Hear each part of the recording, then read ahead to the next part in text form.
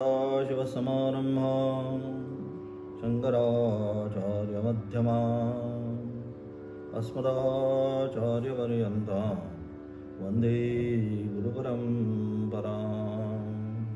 श्रुतिस्मृतिपुराणानाम् आलयं करुणालयं नमामि भगवत्पादं शङ्करं लोकशङ्करम्।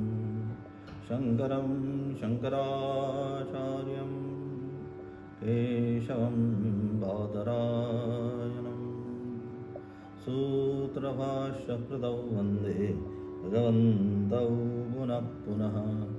ईश्वरो गुरुरात्मेति मूर्तिभेदविभागिने व्योमवद्व्याप्तदेहाय दक्षिणामूर्तये नमः। सहनावतु सहनौ भुनक्तु सह वीर्यङ्करवावहै तेजस्विनावधीतमस्तु मा विद्विषावहैः। ॐ शान्ति शान्ति शान्तिः। कठोपनिषद आणि कठोपनिषदामध्ये चाललेली ही दुसरी असणारी वल्ली आणि दुसऱ्या असणाऱ्या वल्लीमध्ये असणारा पाचवा मंत्र आपण कालच्या पाठामध्ये पाहिला। अविद्यायामंतरे वर्तमाना स्वयं धीरा पंडितं मन्यमानाः दंद्रम्यमाना पर्यन्ति मूढाः अंधेनैव नियमाना तथा अंधाः। अशा प्रकारे की ज्यांना काय ज्ञानाची प्राप्ती नाही, अविद्यायाम अंतरे वर्तमानाः अविद्येमध्येच असताना परंतु स्वतःला जे अत्यंत काय मीच पंडित आहे असे मानणारे अज्ञानी आहे, अज्ञानीच परंतु स्वतः स्वयं म्हणून स्वयं धीरा पंडितम मन्यमाना म्हणले, स्वतःलाच पंडित मानणारे ते त्यांचं त्यांनाच समजतात। स्वतःला असणाऱ्या उपाध्या स्वतःला असणाऱ्या पदव्या कोणी दिल्या माहिती नाही, पण स्वतःलाच समजून अनेक प्रकारच्या पदव्या आता आपण पाहतो। लक्षात नानाविध जे वक्ते आहेत हे वक्ते काय अनेक प्रकारच्या त्यांच्या नावापुढे काय काय काय भक्त लोक एक देतील, शिष्य लोक एक देतील, आणखी कोण काय काय काय काय पदव्या देतील हे सांगता येत नाही। म्हणजे अशा प्रकारच्या पदव्यांना घेऊन काय झाले मध्ये स्वयं धीरा आम्हाला भरपूर काही कळतं, आम्हीच महान पंडित अशा प्रकारे मानणारे सगळे काय अंधेनैव नियमाना यथा अंधा। हा तसा एक आंधळा दुसऱ्या आंधळ्याला घेऊन जातो आणि काय होतं सगळेच काय एखाद्या खड्ड्यात पडतात। त्याप्रमाणे या ठिकाणी आता लक्षात जसा असतो मेंढ्याचा असणारा कळप असतो, मेंढ्याचा कळप काय होतो पहिली जी मेंढ्या आहे कोणीही समोर बघत नाही, बरोबर आहे। सगळ्या ज्या मेंढ्या असतात जर तुम्ही पाहिलं बारीक निरीक्षण केलं तर काय सगळ्या अशा खालीच असतात, त्यांच्या माना खाली बघूनच चालत असतात। म्हणजे पुढं पाहण्याची बिलकुल त्यांना इच्छा नसते। परंतु जी गतानुगतिका लोकः न लोका पारमार्थिकः म्हणून सांगितलं, गतानुगतिकः लोका न लोका पारमार्थिकः। तो करतो म्हणून मी करतो, अरे तू का करतोस? नाही, तो करतो म्हणून मी करतो, तो तिथे गेला म्हणून मी तिथे गेलो, पण कशासाठी गेला, काय गेला, त्याचं कारण काय, तुझं कारण काय? गतानुगतिकः लोका, जसा तो करतो तसाच दुसरा वागतो। न लोका पारमार्थिकः, हे लोक आपण जे सगळे पाहतोय ना नानाविध, आता हे गणपतीत तुम्ही नानाविध पुण्याचे रस्ते तर अगदी फुल्ल झालेले आहेत, बरोबर, अगदी माणसाला श्वास घ्यायला जागा नाही इतपत ते रस्ते भरलेले आहेत। मग हे सगळं काय गतानुगतिकः लोका, तो जातो म्हणून मी जातो, तो पाहतो म्हणून, पण कशासाठी? गणपतीचं स्वरूप काय हे जर विचारलं तर काही नाही। मग आणि अशा स्वरूपाने अलग हे सगळे जे आहेत मग हे सगळे जे अशा प्रकारचा असणारा एखादा स्वयंघोषित गुरु आपण म्हणतो, स्वतःला गुरु मानतो आणि असा जो स्वयंघोषित गुरु आहे तो मग काय होतो ही संपूर्ण जे आहे मेंढ्याचा कळप त्याचा प्रमुख बनतो आणि मग त्याच्या मागे सगळ्या मेंढ्या चालत जातात। म्हणून सांगितलं काय अंधेनैव नियमा यथा अंधाः, की जोपर्यंत शास्त्राची दृष्टी हे येत नाही, शास्त्राची दृष्टी कधी येईल? जेव्हा तो श्रोत्रिय होईल आणि ब्रह्मनिष्ठ होईल, त्याच वेळेस शास्त्राची त्याला दृष्टी येईल. श्रोत्रिय म्हणजे श्रोत्रिय छंदोधीते यहा छंदानाम अधीयते सा श्रोत्रिय. तुझं छंदाचं म्हणजे शास्त्राचं. वेदो अखिल धर्म मूलम, शास्त्राने आम्हाला सांगितलं संपूर्ण धर्माचं मूल काय? शास्त्र आहे, वेदशास्त्र आहे. आणि म्हणून त्याची सारासार दृष्टी ज्याला आलेली आहे तो श्रोत्रिय. काय आहे? नित्य नैमित्तिक काम्य प्रायश्चित्त, कोणती कर्म करायची, कोणती नाही करायची, त्याज्य कर्म विहित कर्म, या सगळ्याची दृष्टी, नियम अपवाद, बारीक विचार आहे शास्त्रामध्ये. या सगळ्याचे काय सारासार दृष्टी ज्यावेळेस त्याला निर्माण होईल त्यावेळेस तो श्रोत्र होईल. आणि मग तो त्या अनुषंगाने काय करेल? शिष्याला असणारा उपदेश करेल. आणि मग अशा प्रकारे, नाहीतर मग स्वयंघोषित गुरु असेल तर काही ज्याला दृष्टी नाही शास्त्राची, त्याला स्वतःच दृष्टी नाही कुठं जायचं हे अजून स्वतःलाच कळलं नाही, मग तो दुसऱ्याला घेऊन कसा काय जाणार? आणि म्हणून सांगितलं काय? दंद्रम्यमानापर्यंत मूढा. अशा प्रकारे एक आंधळा ज्याप्रमाणे दुसऱ्या आंधळ्याला घेऊन जातो, काय होणार आहे मग? हे सगळेच्या सगळे जे आहे खड्ड्यातच पडणारे, दुसरं कुठेही पडणार नाही. आणि अशा अनुषंगाने मग काय केलं पाहिजे? म्हणून जो श्रोत्रिय आहे, जो ब्रह्मनिष्ठ आहे, असा जो गुरु आहे त्याच्याकडे आपल्याला गेलं पाहिजे. आणि त्याच्याकडनं काय? ही जी विद्या आहे, कोणती? अध्यात्मविद्या, आत्मविद्या. नचिकेताचा असणारा प्रश्न जो या ठिकाणी आहे, कोणती? ती विद्या सांगा, की बाकी काही नको आम्हाला. कोणती विद्या? की ज्याने जाणं आणि येणं संपणार आहे, थांबणार आहे, अशी जी ब्रह्मविद्या आहे, ती ब्रह्मविद्याच मला तुम्ही या ठिकाणी सांगा. आणि असं सांगितल्यानंतर मग हे सगळे जे आहेत हे सगळेच्या सगळे मूढ, त्यांना मूढ भजगोविंदम भजगोविंदम. आचार्यांचा सुद्धा शब्द आहे हा. आचार्य सुद्धा म्हणतात काय? भजगोविंदम भजगोविंदम भजगोविंदम मूढ मते म्हणतात त्यांना. हे असे जे आहेत त्यांना आचार्यांनी शब्द दिलेला आहे. काय? मूढ मते, ज्यांची मती मूढ झालेली आहे, आत्मानात्मविवेक करू शकत नाही, हे सगळे काय? मूढमध्ये. मग हे मूढमध्ये काय? भज गोविंदम, त्या गोविंदाचं तू भजन कर, कीर्तन कर, पूजन कर.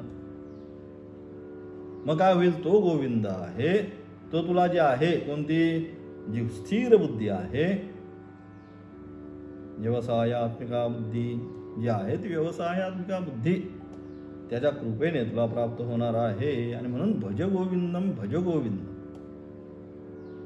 हे बाकीचे सगळं जे आहे त्या कोणाच्याही नादी न लागता त्या परमेश्वराचं, त्या गोविंदाचं तू आपल्या जीवनामध्ये काय कर? भजन कर. तो गोविंद तुला आपल्या आप जो आहे, पुढचा जो रस्ता आहे तो आपल्या आप तुला दाखवणार आहे. आणि म्हणून अशा प्रकारे कुठे गेलं पाहिजे शरण हे पण कळलं पाहिजे. आणि म्हणून अशा प्रकारचे जे मूढता आहे, ही मूढता का बरं या लोकांमध्ये मूढ बुद्धी का निर्माण होते? काय यांना कळत नाही काय करायचंय काय नाही करायचं? त्याचं असणारं उत्तर 6व्या मंत्राच्या द्वारे देतात. न सांबराय प्रतिभाति बालम प्रमाद्यंतम वित्तमोहेन मूढम अयम लोको नास्ति पर इति माने पुनः पुनर्वशमापद्यते मे. न सांपराय प्रतिभाति बालम प्रमाद्यंतम वित्तमोहेन मूढम. वित्तमोहेन म्हणजे पैशाच्या अनुषंगाने, धनाशा, अलग लक्षात, धनाची असणारी जी आशा आहे इतकी आहे लोकांमध्ये की त्या धनाच्या पुढे लोकांना काही दिसत नाही. आणि हीच जी आशा आहे, या धनाच्या आशेने काय झालेले हे सगळे अत्यंत आंधळे झालेले आहेत. प्रमाद्यंतम, हे सगळे या पैशापुढे लोकांना काही दिसत नाही. पैशापुढे नाती दिसत नाही, गोती दिसत नाही, मित्र दिसत नाही, सुहृद दिसत नाही. पैसा एकदा आला, आपण म्हणतो त्याकडे आता पैसा आलाय, त्याच्या आता काय पहिल्यांदा चांगला राहायचा. आता काय कुठेतरी गावाला जमीन निघाली, मग ती विकली, मग त्याचं भरपूर आता किंवा आता हे रिंग रोड आपल्याकडे चाललेलं आहे त्याच्यामध्ये जमीन आली, त्याला भरपूर पैसा मिळाला. मग आता पहिल्यासारखा वागत नाही. म्हणजे हा जे धन आहे हे धन माणसाला काही करायला लावतं. एकदा माणसाकडे पैसा आला की त्याची मती जी आहे ती काय होते, आपल्या आप लक्ष्मी स्तोय तरंग भंग चपला सांगितलं. ती कशी आहे, तरंग भंग चपला, अत्यंत चंचल आहे. आणि अशी चंचल लक्ष्मी एकदा तुमच्याकडे आली की तुमचं मन चंचल करायला नानाविध, ज्याच्याकडे पैसा त्याला अनेक प्रकारच्या बघा अनेक कल्पना सुचतात, असं करू तसं करू, हे करू ते करू. का, तरंग भंग चपला, चंचलत्व निर्माण करणं चित्तामध्ये. म्हणून धन त्याग या ठिकाणी सांगितलं. संन्यासी जे आहेत त्यांना काय सांगितलं, न कर्मणा न प्रजया धनेन, धन सुद्धा त्याग सांगितला, कर्म त्याग सांगितला, प्रजा त्याग सांगितला, सगळ्याचा त्याग सांगितल्यानंतर त्यागेन एके अमृतत्व मानुषू, ते अमृतत्व जे आहे ते फक्त त्यागानेच तुला प्राप्त होणार नाही. या सगळ्या गोष्टी कितीही जरी घेऊन बसला, लाखो करोडो रुपयाची जरी संपत्ती तुझ्याकडे असली तरी तुला आत्मज्ञान प्राप्त होईल असं सांगू शकत नाही. हा जगतामधल्या काही असेल त्या वस्तू घेशील व्यावहारिक, पण मला हे एवढे करोड रुपये मी तुम्हाला देतो महाराज, मला तुम्ही आत्मज्ञान करून द्या, होणार नाही. त्यासाठी काय, जे अंतःकरणाची स्थिती आहे त्याच्यामध्ये असणारी जी दैवी गुण संपत्ती आहे ती जर नसेल तर कितीही सांगितलं तरी विरोचनच होतील. बरोबर, त्याला विरोचनाला उपदेश केला की हे सरोवरामध्ये असताना तुझं प्रतिबिंब म्हणजेच ब्रह्म. बस, आता विरोचनाला वाटलं माझं प्रतिबिंब म्हणजे मीच ब्रह्म. आता तसं आहे हे सगळे कोण, हे सगळे जे आता जे आहे धनाच्या मोहाने आंधळे झालेले हे सगळे विरोचन, प्रमाद्यत्यम वित्तमोहेन मूढम, हे सगळेच्या सगळे जे आहे या प्रमाद वित्ताने म्हणजे धनाच्या याने काय त्याला अत्यंत मूढ झालेल्या आहे. आणि म्हणजे अशा प्रकारचे प्रमाद करणाऱ्या धनाच्या अनुषंगाने अनेक प्रकारचे त्यांना काही मग धर्म काही विचार राहत नाही. सरसकट सगळं एका कॅटेगरीतच बसवायला बसतात ते. म्हणजे अशा प्रकारचे प्रमाद करणारे काय, ते जे मूर्ख लोक आहे, अयम लोको नास्ति पर इतिमानी, हे सगळे मूर्ख लोक जे आहे परलोकाचे साधन त्यांना सुचत नाही. जे परलोक याही पेक्षा श्रेष्ठ असणारा दुसरा काहीतरी लोक आहे हे त्यांना अजिबात त्यांच्या डोक्यामध्ये हा विषय येत नाही. आणि मग काय असे प्रकारचे मग हे जे आहे असे परलोक आहे असे सुचत नाही, हाच लोक आहे परलोक नाही असे मानणारे पुरुष मग काय होतात, पुन्हा पुन्हा वशम आपद्यते मे, हे लोक जे असे प्रकारचे जे लोक आहेत हे पुन्हा पुन्हा पुढे जा जन्म आणि मृत्यूचं जे चक्र आहे या पुन्हा पुन्हा जन्म आणि मृत्यूच्या चक्रामध्येच पुनरपि जननम पुनरपि मरणम पुनरपि जननी जठरेश, बस हेच किती वेळा जन्म यावे नित्य व्हावे फजित, हे ज्या गोष्टी आहे या अनुषंगाने जन्म मरणाचं जे चक्र आहे त्याच्यामध्येच हे सापडत जातात. आणि म्हणून अशा प्रकारे हे मूर्ख आहे. आचार्यांच्या भाषेमध्ये किंवा इथं सुद्धा त्यांना सांगितलं का मूढ हा सांगितलं, अलग लक्षात काय, प्रमाद्यंतम वित्त मोहेन मूढम सांगितलं. पैशाच्या अनुषंगाने जे काय झालेले आहेत अत्यंत मूढतेला प्राप्त झालेले आहे. मूढतेला प्राप्त होणं म्हणजे त्यांना सारासार विचार ज्याला आपण म्हणतो, हा सारासार विचार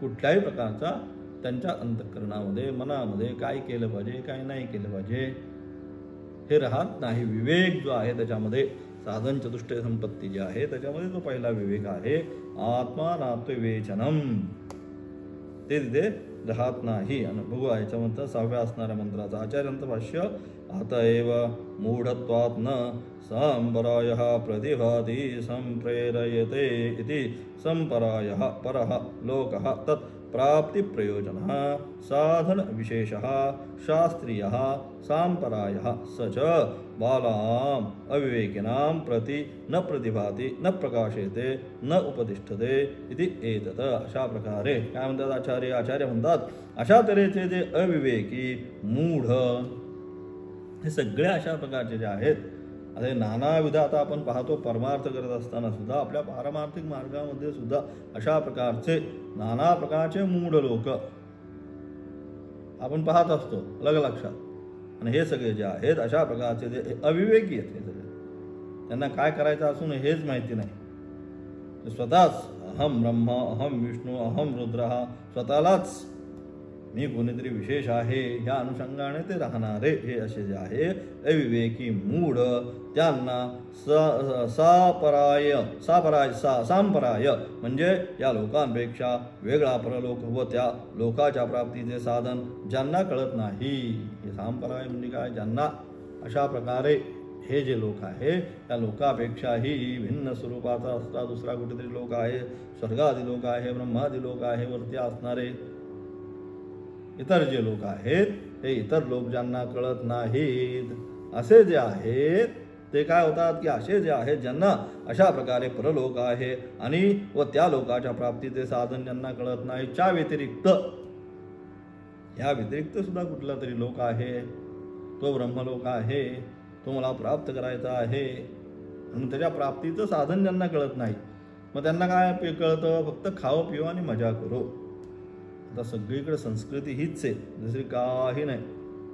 आपल्या आसपास जर पाहिलं, आमच्या पुण्यामध्ये जर पाहिलं तर आता सगळी तीच संस्कृती आहे. सगळी खाओ पिओ आणि मजा करो आणि म्हणजे अशा प्रकारचे जे आहेत त्यांना काही बाकी कशाशी घेणं नाही देणं. हे सगळे जे आहे त्या लोकांना त्या लोकांच्या प्राप्तीचे साधन ज्यांना कळत नाही अशा प्रमादाने युक्त असलेले या लोकातील पुत्र पौत्रादी विषयांच्या ठिकाणी ज्यांचे चित्त आसक्त झालेले आहे आणि ज्यांचे चित्त जे आहे ते कुठे मुलं बाळ धन संपत्ती याच्यामध्ये काय झालेलं आहे? अत्यंत ज्यांचं चित्त आसक्त झालेलं आहे. त्या व्यतिरिक्त दुसरं काही नाही. धृतराष्ट्राप्रमाणे ज्याप्रमाणे धृतराष्ट्राचं काय झालं? आपलं चित्त जे आहे पुत्र पौत्रादीमध्ये दुर्योधन दुःशासनमध्ये चुकीचं वागतायत माहिती आहे जे योग्य नाही, तरी सुद्धा त्याचंच अनुमोदन. कारण का? हा मोह, पुत्रमोह. तसं हे सगळे जे आहे अशा प्रकारचे मूढ ते काय? ते सर्व पुत्र पौत्रादी विषयांच्या ठिकाणी ज्यांचे चित्त आसक्त झालेले आहे, पुत्र पौत्र धन धान्य बंगला गाडी हे सगळं जे काय नोकर चाकर या सगळ्यामध्ये ज्यांचे चित्त काय झालंय? अत्यंत आसक्त झालेले आहे. तसेच द्रव्याच्या मोहाने आंधळे होऊन त्याचप्रमाणे त्यांच्याकडे अधिक धन असल्यामुळे त्या पैशाच्या मोहाने काय झाले? अत्यंत आंधळे होऊन स्त्री अन्नपानादी प्रत्यक्ष दिसणारा हा जो लोक तोच एक लोक आहे. आणि त्यानंतर अशा प्रकारे अत्यंत वित्तमोहेन म्हणजे अशा प्रकारचे पैशाच्या अनुषंगाने ज्यांचं चित्त विमोहित झालेलं आहे, ज्यांच्याकडे अधिक पैसा आलेला आहे आणि त्या पैशाच्या अनुषंगाने ज्यांचे चित्त अत्यंत मोहित झालेले आहे असे वित्तमोहेन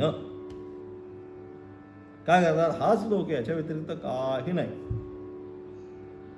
आता याच्या व्यतिरिक्त काहीतरी केलं पाहिजे, परमार्थ काहीतरी केला पाहिजे, नाम जप चिंतन पूजन काहीतरी करावं, काही नाही.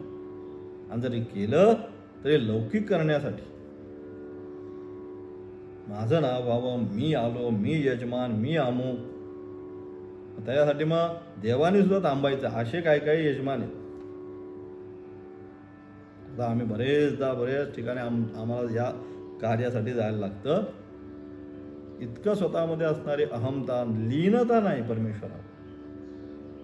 परमेश्वरा पुढे सुद्धा मी आहे ही जी भावना आहे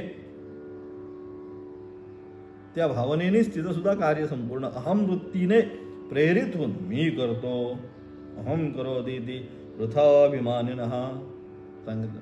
मी करणारा आहे, मी करतो, अमुक करतो, तमुक करतो, ही भावना कुठे?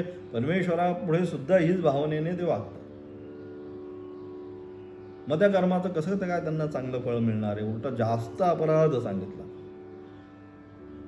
त्या ठिकाणी केलेला जो अपराध आहे तो काय सांगितलं? अन्य स्थलेषु कृतम पापम. अन्यत्र कुठेही आपल्या आत्मचं पाप झालं तर काय होतं? देवालये विनश्यती. देवालयामध्ये गेल्यानंतर आपण देवळात का जायचं? तर काहीतरी आपल्या ह्याच्यामध्ये हातामध्ये चुकून काहीतरी लक्ष नसताना एखादं काही पाप झालेलं असतं. अन्यस्थलेषु कृतम पापम देवालय विनश्यती.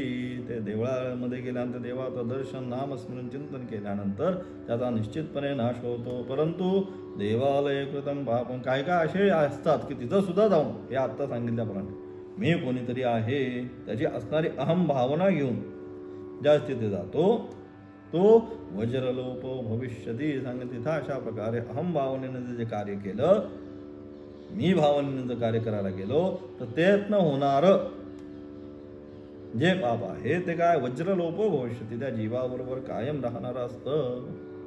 म्हणजे अशा प्रकारे म्हणून तिथं काय अनन्य भावाने शरण गेलं पाहिजे मंदिरामध्ये जातं. म्हणून आपल्याकडे जे आहे मंदिराची जी आहेत आता ही नवीन नवीन सगळं डिझाईन बदललं, पण जुनी जी मंदिरं आहेत गर्भगृहाचं दार कसं असतं अगदी बारीक असं 5 फुटाचं, त्यातनं काय वाकूनच जायचं, तुम्हाला ताठ मानेन जायचं, नम्रता शालीनता होऊनच खाली वाकूनच जायचं हे त्याकरता असो. आणि म्हणजे अशा प्रकारे हे सगळे जे आहे हा श्लोक या व्यतिरिक्त आम्हाला काही माहिती नाही. अशा प्रकारे काय होतं यापैकी दुसरा परलोक नाही असे समाज लोक म्हणजे सगळे जे अशा प्रकारचे अज्ञानी ते काय होत आहेत पुन्हा पुन्हा जन्ममरणाच्या चक्रामध्ये सापडून नेहमी माझ्या अधीन होऊन. आणि म्हणजे अशा प्रकारचे सगळे जन्म आणि मरणाच्या चक्रामध्ये येऊन माझ्या अधीन होऊन नरक यातना भोगतात. बहुते सर्व लोक असेच आहेत. आणि अशा प्रकारचे हे लोक आहेत ना ते अशा प्रकारे माझ्या अधीन होऊन काय करतात पुन्हा नरकाती जे यातना आहेत अनेक प्रकारच्या तिथे ज्या यातना आहेत त्याच भोगत राहतात. आणि बहुतेक म्हणजे बऱ्यापैकी जर आपल्या आसपास जर पाहिलं ते सगळे लोक जे आहेत ते अशा प्रकारचे नास्तिकवादी संस्कृती जी आहे ही काय झाली अधिक अधिक अधिक दिवसेंदिवस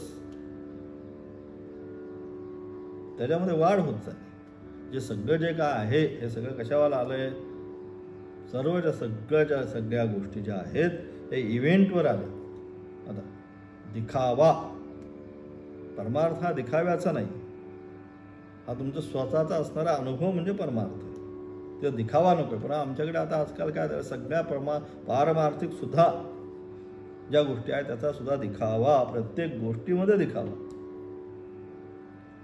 परंतु परमेश्वर म्हणतो त्याचा काही उपयोग नाही. ते सगळे शेवटी माझ्याच अधीन होऊन पुढे नरक यातना भुगत. अशा प्रकारचे सत्कार मान पूजार्थम तपोदंभेन चैवयत गीतेने सांगितलं.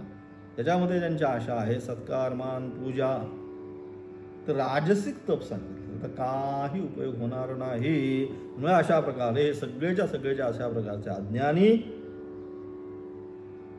हे काय होतात परमेश्वराला प्राप्त न करता कुठे नरक यातना भोगत राहतात. आणि म्हणजे अशा प्रकारे मग हे जे ज्ञान आहे का बरं या ज्ञानाकडे ते जात नाही त्याच्या मागचं काय कारण तर श्रवणायापी बहुवीर ते त्याचं असणारं उत्तर 7व्या मंत्रातून दिलं. श्रवणायापी बहुवीर्यो न लभ्या शृण्वन्तोपि बहु यं न विद्युः आश्चर्यो वक्ता कुशलोस्य लब्धा आश्चर्यो ज्ञाता कुशलानुहृष्टः. श्रवणायापि बहुवीर यो न लभ्यः गीतेने त्या ठिकाणी सांगितले. याचा सेम असाच अर्थ दुसऱ्या असणारा जी गीतेचा असणारा दुसऱ्या अध्यायामध्ये त्यांनी घेतला. काय म्हणलं तिथं आश्चर्यवत पश्यते म्हणून सांगितलं की सगळीची जी विद्या आहे हे अत्यंत कशी अत्यंत राजविद्या राजगुह्य आहे. अत्यंत प्रकाशित जरी असली तरी कशी अत्यंत गुह्य आहे. सहजासहजी आपल्याला ती सापडत नाही म्हणून तिला गुह्य सांगितलं. आणि म्हणून मग काय सांगितलं इथं काय सांगितलं इथं श्रवणायापीर बहुयो न लभ्या तिथं गीतेने सांगितलं आश्चर्यवत पश्यति कश्चिदेनम आश्चर्यवत वदयथैव चान्यः. आता सांगतोय गुरु तिथे परंतु हा आश्चर्यवत पश्चात काय सांगतायत कारण हा ही इथं जो विषय आहे हा काय इंद्रियातीत विषय आहे. इथं काय वर्णन नाही काही नाही नेती हे नाही ते नाही अशा वस्तूचं वर्णन करायचं. म्हणून काय तो ऐकणारा जो नवीन शिष्य आहे त्याने आतापर्यंत काय सगळं जे आहे हे सगुण उपासनाच करत आलेला आहे. पण आता इथं निर्गुण उपासना त्यामुळे त्याला काय हे सगळं असं कसं काही न करता सुद्धा उत्तम अवस्था कशी काय शास्त्राने सांगितली. सहज अवस्थेमध्ये म्हणून उन्मनी भावाला जाणे ही अतिशय उत्तम अवस्था.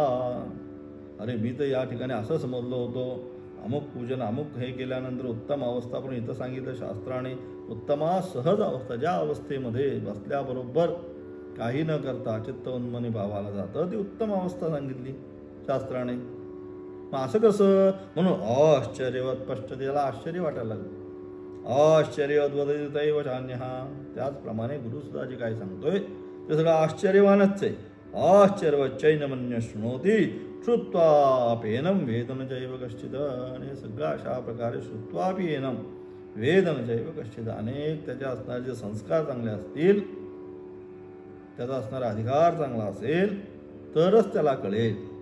नाहीतर अनेक वर्षाचं जरी किती वेदांत शास्त्राचं अध्ययन केलं तरी मन अंतःकरणामध्ये दैवी गुणसंपत्तीचं नसेल तर काय होणार, काही कळणार नाही. मग तो म्हणतो याच्यात काही अर्थ नाही, याच्यामध्ये काय निर्गुण निराकार परमेश्वरच सांगितलेला आहे, आपल्याला ते काही नको.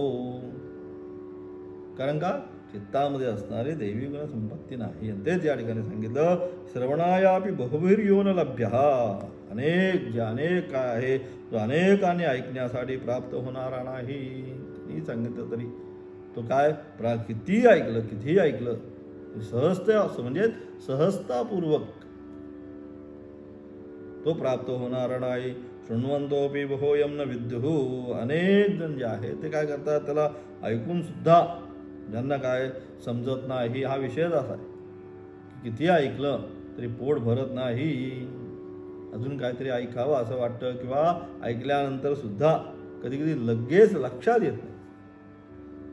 आता तुमचे जे आता हे आहेत जुने बॅचचे विद्यार्थी, पहिले त्यांच्या आत्ताशी लक्षात यायला लागले की नक्की काय आहे आत्मतत्व म्हणजे काय आहे. त्यासाठी किती आता 2-3 वर्ष घालवायला लागले, तेव्हा आता तुमच्या लक्षात थोडं यायला लागले. म्हणून हे सगळं याच्यासोबत सुद्धा पुण्यसंचित पाहिजे, तेव्हा ते लक्षात येतात. म्हणून अनेक जणांना ऐकून सुद्धा समजत नाही. आश्चर्यो वक्ता कुशलोस्य लब्धा आश्चर्यो ज्ञाता कुशलानुशिष्टः. आणि म्हणजे अशा प्रकारे त्या आत्मतत्वाचे निरूपण करणारा सुद्धा आश्चर्य स्वरूपच आहे. याचं निरूपण करणं एवढं सहज नाही. वेदांत शास्त्राचं हे असणारं अध्ययन अध्यापन असणारं शांकर भाष्य असेल, हे त्या अनुषंगाने सगळं जे अध्ययन आहे हे सांगणं सुद्धा एवढं सहज नाही. गुरुकृपा ही केवलम. शास्त्र गुरुकृपा असेल तरच त्याचं असणारं व्याख्यान तुम्ही करू शकता, कारण अत्यंत क्लिष्ट आहे हे विषय. आता आपण सहज सांगतो म्हणजे त्याच्यासाठी तेवढी साधना आहे, गुरुकृपा लागते, गुरुमुखातून श्रवण लागतं. ते सगळ्या गोष्टीचा परिपक्व जर अवस्था झाली तर मग तो सांगू शकतो. नाही तर मग तो त्याच शब्दामध्येच तिथेच फिरून फिरून, कसं आपण म्हणतो एक मराठीमध्ये वने काय फिरून फिरून भोपळे चौकात, तसा पुन्हा पुन्हा किती फिरला तरी तो भोपळे चौकातच जातो. म्हणजेच काय, त्याचा अर्थ होत नाही नक्की काय सांगितलं आहे या ठिकाणी. आणि म्हणून अशा प्रकारचं त्याचं निरूपण करणारा, शिकवणारा जो गुरु आहे तो सुद्धा आश्चर्य स्वरूपाचा आहे. आणि त्याप्रमाणे आश्चर्यो नाता कुशलानुशिष्टः, त्याला प्राप्त करणारा सुद्धा सगळे या मार्गावर येत नाही. म्हणून त्याला प्राप्त करणारा सुद्धा एखादाच पुरुष निपुण होतो. तथा कुशलाचार्याद्वारा उपदेश केलेला ज्ञाता सुद्धा आश्चर्य स्वरूपच आहे. म्हणून या ठिकाणी अशा या विद्येमध्ये कुठली ही जी असणारी ब्रह्मविद्या, या ब्रह्मविद्येमध्ये काय, या ब्रह्मविद्ये दुसरं काही नाही, सगळं आश्चर्यानेच भरलेलं आहे. दुसरं काही नाही, त्या आश्चर्या व्यतिरिक्त या ठिकाणी दुसरं कोणतीच वस्तू नाही.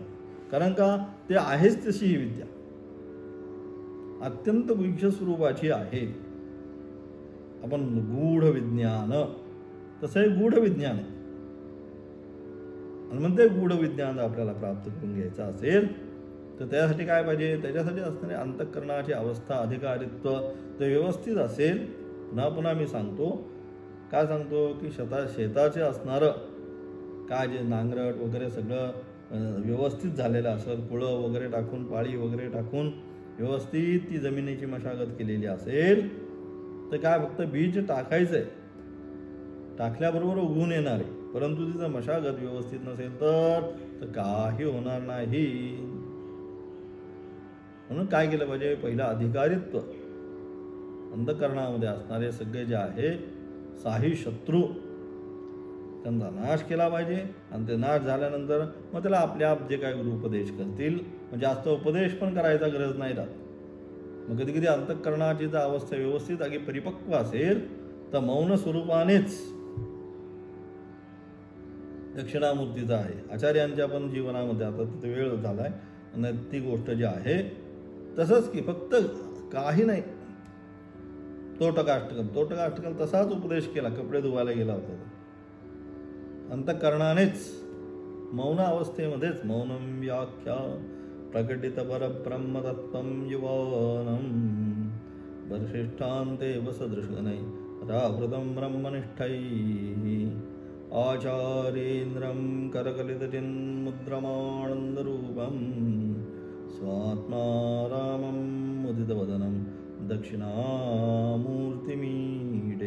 की अशा प्रकारे केवळ मौन अवस्थेमध्येच काय अवस्था आहे, कोणाची शिष्याची परिपक्व अवस्थेला आहे, त्यामुळे आता काय बोलायचा संवादच संपलेला आहे. मौन रोज तो मौनम व्याख्यानम शिष्यास्तु छिन्न संशया. मौन अवस्थेमध्येच फक्त व्याख्यान केलं आणि त्या मौन अवस्थेमध्येच केलेलं व्याख्यान शिष्यास्तु छिन्न संशया. त्या अवस्थेमध्ये सुद्धा शिष्याला कुठल्याच प्रकारचा मनामध्ये संशय राहिला नाही. अशा प्रकारे आणि म्हणून हे सगळं जे आहे, म्हणून आश्चर्य वक्ता कुशलोस्य लब्धा आश्चर्यो ज्ञाता कुशलानुशिष्टा. हे सगळं अत्यंत दीर्घगंभीर आश्चर्यवतच याच्यामध्ये सगळं.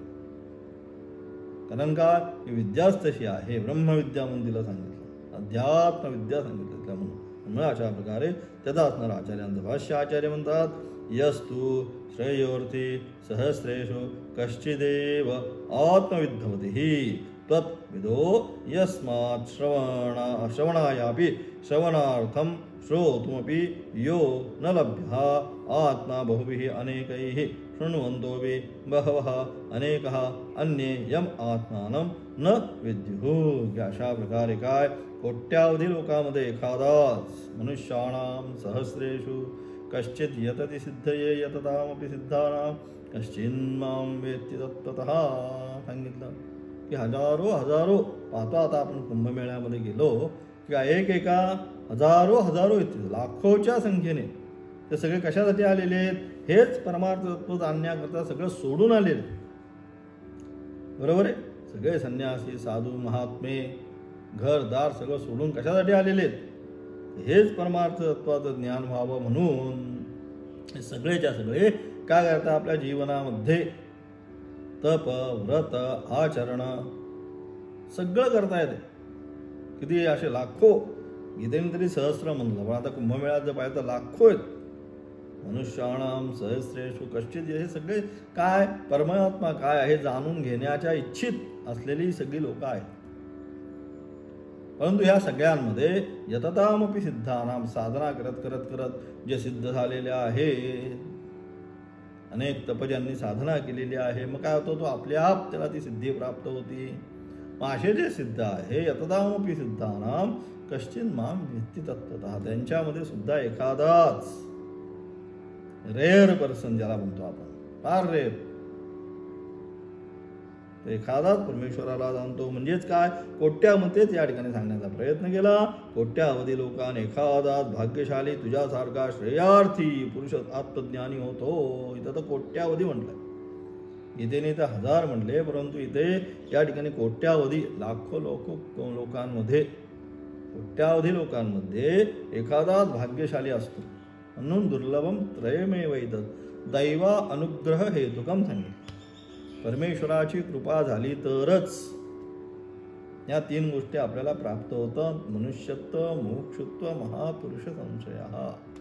कधी होतात, जर परमेश्वराची अनुकंपा झाली, कृपा झाली आपल्यावर, तर प्राप्त होतात. आणि म्हणून अत्यंत जो श्रेयार्थी आहे पुरुष आत्मज्ञानी होतो. आत्मज्ञान हे अत्यंत दुर्बोध आहे, एवढं सहज नाही आत्मज्ञान. का रे, एवढं सहजासहजी प्राप्त होत नाही. म्हणून का अत्यंत दुर्बोध आहे याचे वर्णन या मंत्रात केले आहे. आत्मज्ञानाचे साधन जे श्रुतिवाक्याचे श्रवण, याचा कित्येकांना लाभही मिळत नाही. कित्येक श्रवण करीत असले तथापि ते दुर्दैवी अशुद्ध चित्त असल्याने त्यांना आत्मज्ञान होत नाही.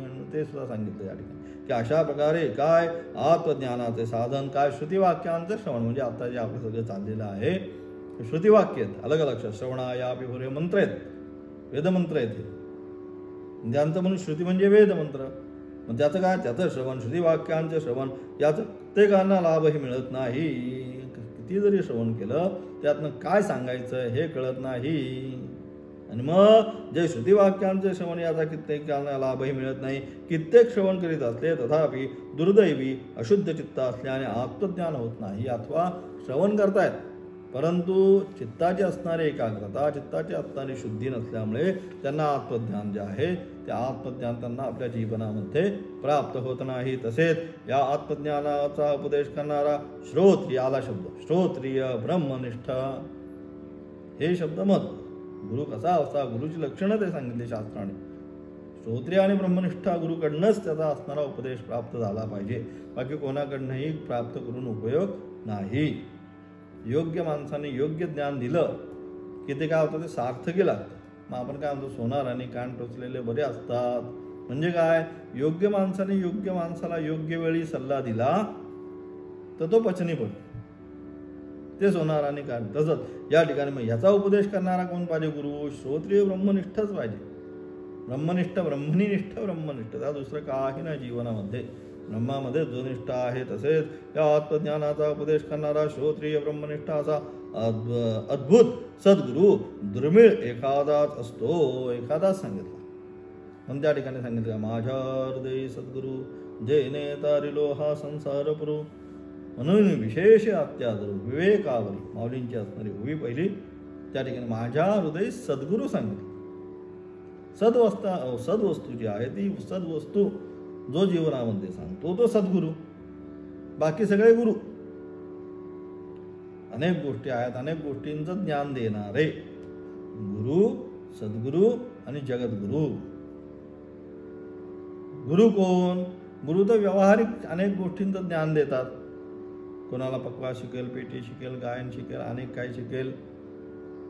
अशा प्रकारे इतर सर्व गोष्टींचं जे जीवनामध्ये ज्ञान देतात ते सर्व गुरु. त्यानंतर जगद्गुरु कोण सांगितलं, कृष्णम वंदे जगद्गुरुम. पहिल्या जगद्गुरु भगवान श्रीकृष्ण. संपूर्ण जगताला गीतेचा उपदेश केला म्हणून जगद्गुरु. नंतर जगद्गुरु दुसरे जगद्गुरु आद्य शंकराचार्य. आणि तिसरे जगद्गुरु संत श्रेष्ठ तुकाराम महाराज. तिघांना आपण जगद्गुरु अशी पदवी देतो. आणि सद्गुरु, सद्गुरु हा जीवनामध्ये एकच असतो. सद्वस्तूची एकं सद्विप्रा बहुधा वदंती. आपल्या जीवनामध्ये जे सद्वस्तू आहे, जी राहणारी तिचा जो उपदेश करतो एकम सत्, त्या सद्वस्तूचा जो आपल्या जीवनामध्ये उपदेश करतो तो सद्गुरु. म्हणून सद्गुरु हा एकच असतो, जो तुम्हाला या जन्म आणि मरणाचं जे चक्र आहे, या जन्म आणि मरणाच्या चक्रातून हा भवसागर आहे, या भवसागरातून बाहेर काढून परमेश्वराकडे घेऊन जाणारा, परमेश्वराच्या रस्त्याला घेऊन जाणारा जो असतो तो सद्गुरु. आणि म्हणून सद्गुरु, सद्गुरु हा एकच आहे. जगद्गुरु, जगद्गुरु तीनच आहेत. आणि गुरु, गुरु अनेक प्रकारचे ज्ञान देणारे हे अनेक गुरु आहेत. आणि म्हणून अशा प्रकारे या ठिकाणी सांगितलं, अशा प्रकारे ब्रह्मनिष्ठ असा अद्भुत सद्गुरु दुर्मिळ एखादाच असतो. सद्गुरु जो आहे म्हणा, सद्गुरु हा दुर्लभ आहे जीवनामध्ये प्राप्त. त्यासाठी काय पाहिजे, त्यासाठी आपलं जे असेल पुण्यसंचय तर मग तो प्राप्त होतो. दुर्मिळ असतो एखादा. तसेच आत्म्याचे श्रवण करून सुद्धा अनेकांना मध्ये एखादाच कुशल निपुण असा पुरुष आत्मज्ञान मिळवणारा असतो. किंवा अनेकांमध्ये अनेक शिष्य आहेत, पण अनेक शिष्यांमध्ये एखाद्यालाच काय म्हणायचं गुरूंना, सद्गुरूंना काय म्हणायचं आहे नक्की याचं ज्ञान होतं. नाही तर अनेकांना बाकी फक्त श्रवण होतं, पण त्यातनं काय सांगायचं हे लगेच लक्षात येत नाही. आणि म्हणून एखादाच कुशल अशा गुरूंनी ज्याला उपदेश केला असता तोच आत्मज्ञानी होऊन या भवसागरातून तरून जातो. अशी आत्मज्ञानाची माहिती आहे. आणि म्हणून अशा प्रकारच्या अनेक शिष्यांमध्ये सुद्धा एखादाच गुरूंचा उपदेश घेऊन त्या अनुषंगाने साधन भजन करून श्रवण मन निध्यासना करून काय करून त्या आत्मज्ञानाची प्राप्ती करून हा भवसागर काय करो, हा भवसागर पार करून जातो. ही काय झाली, अशा प्रकारे आत्मज्ञानाची काय ख्याती आहे, महती आहे. अशा प्रकारे हे आत्मज्ञान आपल्या जीवनामध्ये प्राप्त करून जन्ममरण रूप संसार चक्र जे आहे त्या जन्ममरण रूपी संसार चक्रातून बाहेर एखादाच, त्याला सांगितलं कश्चित यतती सिद्धये, एखादाच यातून बाहेर पडतो. अशा प्रकारे या ठिकाणी आत्मज्ञान जे आहे, जी अध्यात्मविद्या, नचिकेताने यमाकडे, आता पुन्हा मागे जाऊ, विचारली कोणती? अध्यात्म, तीच विद्या सांग.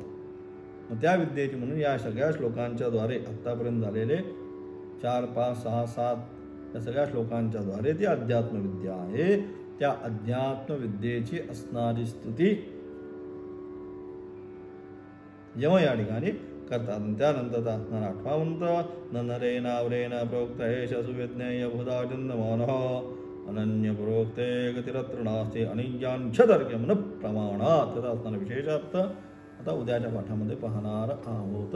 ओम तत्सत.